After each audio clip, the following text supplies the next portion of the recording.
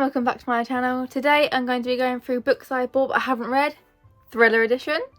These are going to include books that I've been gifted because I don't remember what ones I've bought. I do remember, I think, some of them that were gifted to me, but some I just don't remember at all. So there is quite a lot here, so I'm going to try and show the book, read the synopsis, and yeah, that's basically the gist of this video. So let's get right into it. First up we have The Girl Before by J.P. Delaney. Okay, so right, I'm going to try not to stutter or stumble on my words, but it might happen, but we will see. Enter the world of 1 Folgate Street and discover perfection, but can you pay the price? Jane stumbles on the rental opportunity of a lifetime, the chance to live in an ultra-minimalist house designed by an enigmatic?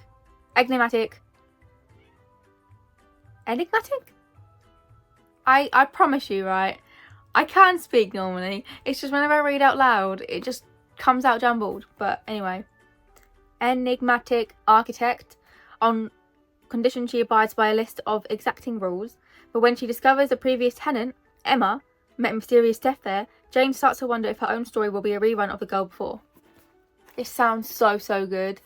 All of these probably are really good. I just haven't got around to them, or I've forgotten about them, or, you know, out of sight, out of mind. They're usually in a place in my bookshelf where you can't see them. So that's why I haven't got around to any of these, but hopefully next year I will get around to them. Next up is Love Me Not by M.J. Arledge. I'm really bad names, but anyway. Right. A woman's body lies in the road. At first it looks like a tragic accident, but when Helen Grace arrives on the scene, it's clear she's looking at a cold-blooded killing. But why would anyone target a much-loved wife and mother? Across town, a shopkeeper is killed while his customers are left unharmed. But what lies behind the killer's choices? Who lives? Who dies? Who's next? The clock is ticking. If Helen can't solve this deadly puzzle, then more blood will be shed, but any mistake and it might be her own. Another book that sounds really good.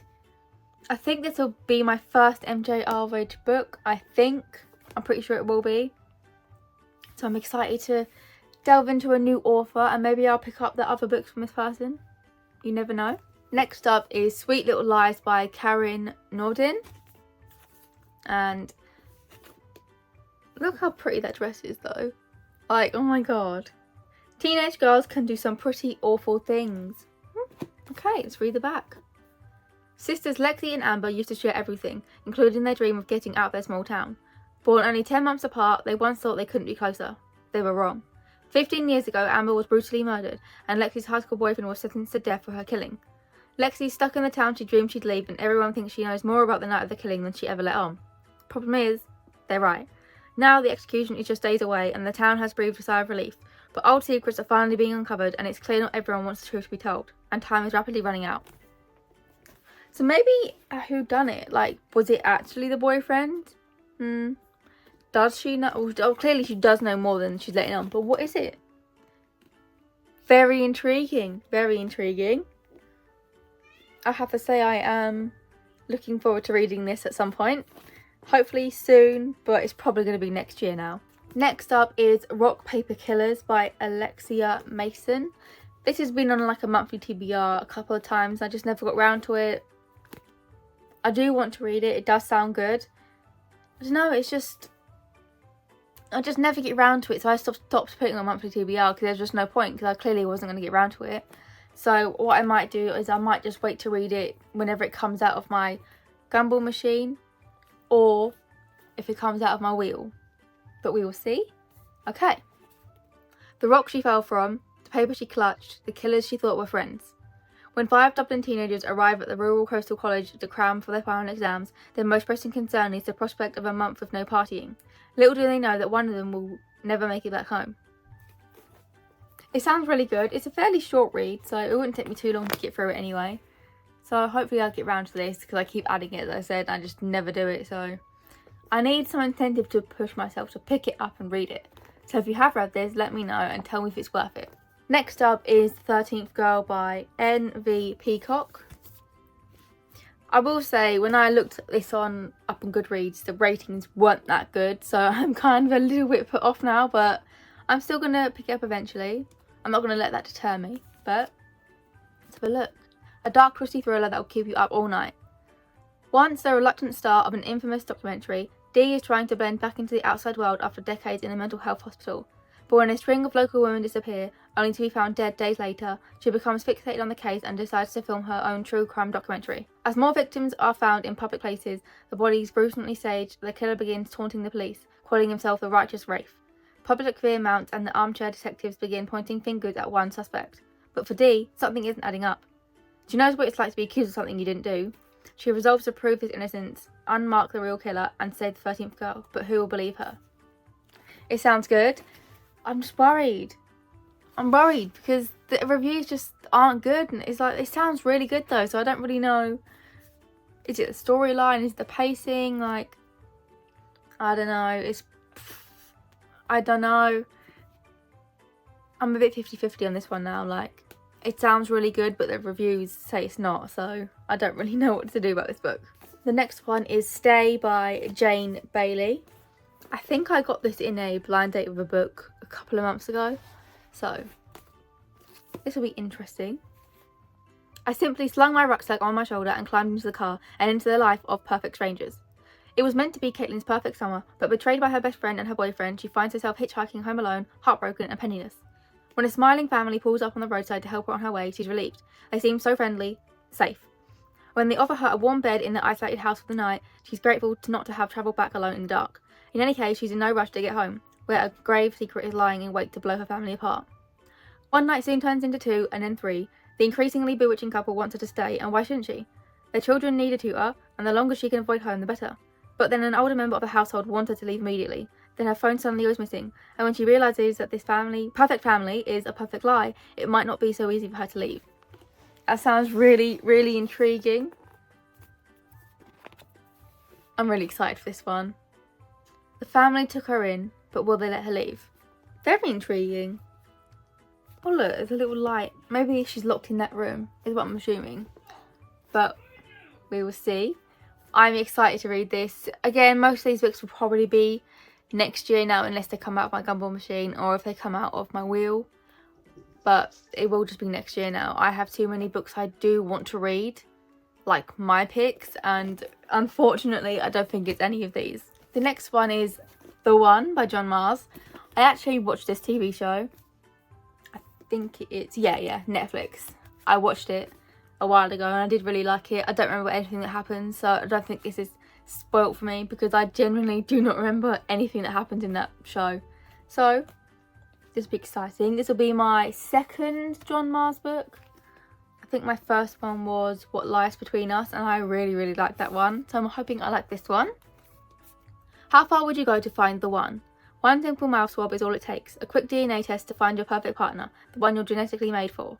A decade after scientists discover everyone has a gene they share with just one other person, millions have taken the test, desperate to find true love.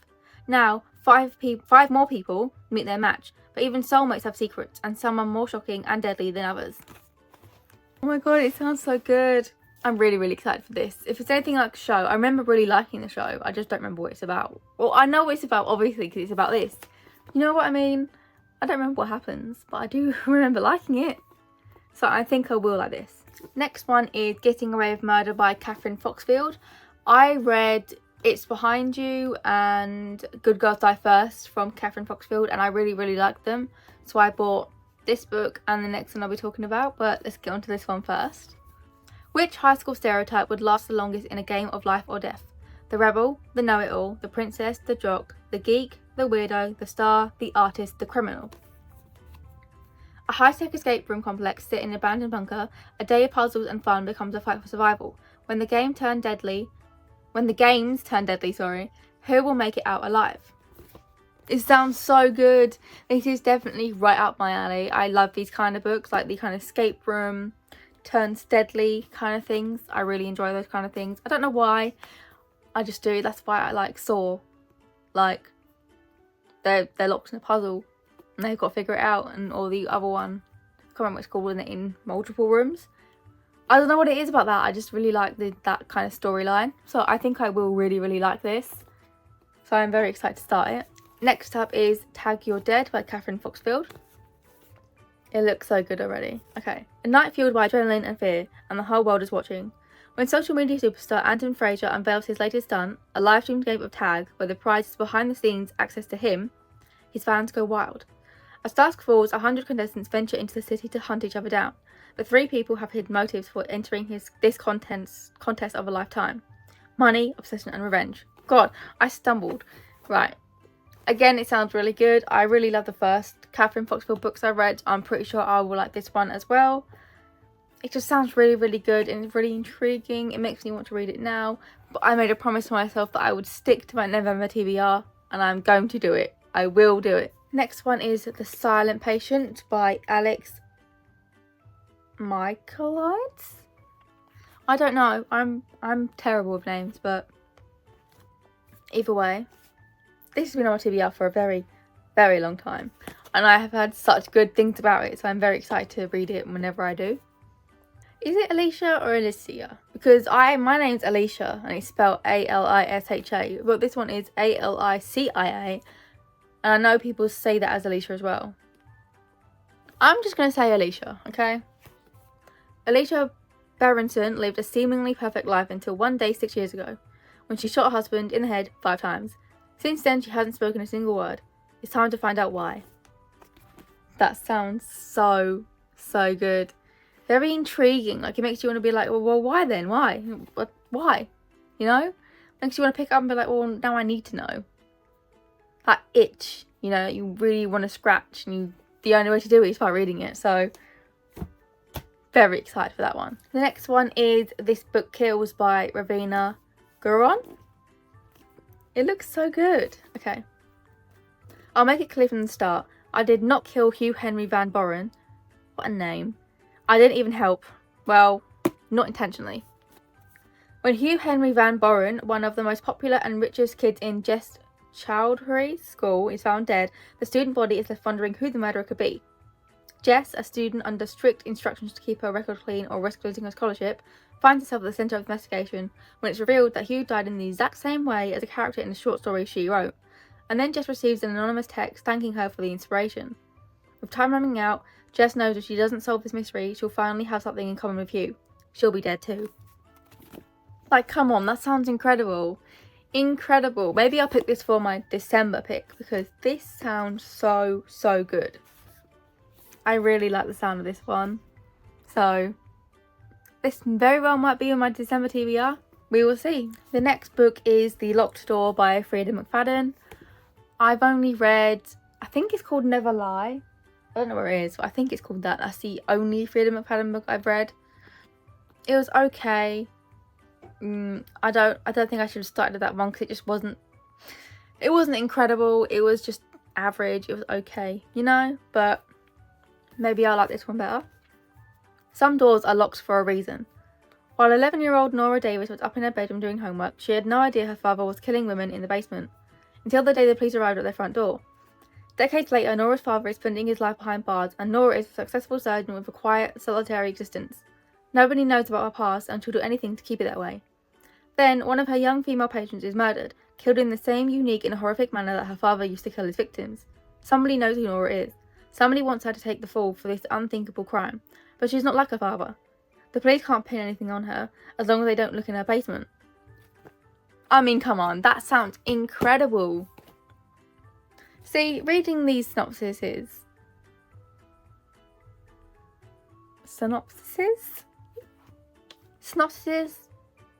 whatever, makes me want to read these right now, but I'm sticking to my promise, alright? I am not going to stray from my November TBR at all, okay? Not at all. But this does sound incredible. The next one is The Midnight Game by Cynthia Murphy. I read, it's over there, and yeah, I can't read that. So I've read 2 of her books before, which is why I got this one and the one that's down here. But I'll read this one first. Okay. Rules of the Midnight Game. Do not turn on the lights. Do not go to sleep. Do not leave the building. When a group of strangers who met on a creepy Reddit thread decide to meet in real life, they only have one objective in mind: to summon the Midnight Man. But once you start the Midnight Game, you must finish it. There's no other way out. 6 players, 1 night, but how many survivors? The explosive new novel from the master of plot twists, Cynthia Murphy. I remember really loving the other 2 books I read, and this just sounds so good. I mean, I just really dead it. Really, we all know what dead it is supposed to be. That's kind of funny though, dead it. And the very last one is Signed, Sealed, Dead by Cynthia Murphy. Again, I'm really looking forward to this. Look at that, right there. Do you see that? What a cool little addition. I like that. Okay. Moving can be murder. Dear Paige, welcome to your new home in Shorehaven. We've been waiting for some new blood. Speaking of blood, did you know the girl who lived in this house before you was murdered? She wasn't the only one. But dead girls have secrets, Paige. So do the people in this town. Who can you trust? It's down to you to expose them. Otherwise history will repeat itself. Oh my god, honestly, that sounds so good. I've now got a handful of books I want to add to my December TBR, so I'm really going to have to hope that they come out of my wheel or my gumball machine. Because I think I know I've got one of my December TBRs already picked, and that's going to be November's But Paper Club box. So I'm going to have to pick one out of all of these to decide what I'm going to read next, but we shall see. Okay, I'm going to try and pick these up to show all of the books, but it's probably going to fall. Okay. Oh, I got it. There we go. These are all the thrillers that I have on my shelf that I've either bought or been gifted that I've just not read yet. What a good collection of books. I'm very excited to read some of them, more than others, but eventually every single one. And that is the end of my video. Thank you so much for watching. Please like, comment and subscribe, and don't forget to hit the bell notification to get notified when I post, and I will see you in the next video.